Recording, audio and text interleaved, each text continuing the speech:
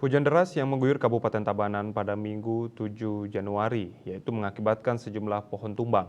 Terparah terjadi di Kecamatan Marga Tabanan.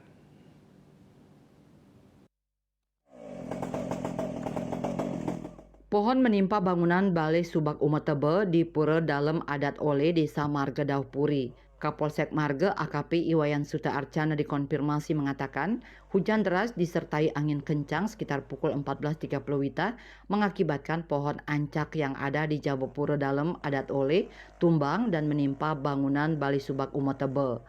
Akibatnya, sebagian bangunan mengalami kerusakan. Dengan adanya kejadian tersebut, Kawil Banjar Dinas Oli menghubungi BPBD Tabanan untuk tindakan lebih lanjut. Sementara itu, pohon tumbang juga terjadi di wilayah Perean, Kecamatan Baturiti.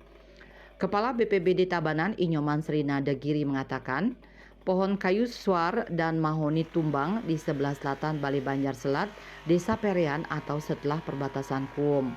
Setelah mendapat laporan, petugas TRC sudah ke lokasi melakukan evakuasi. Puspawati Bali Pos melaporkan.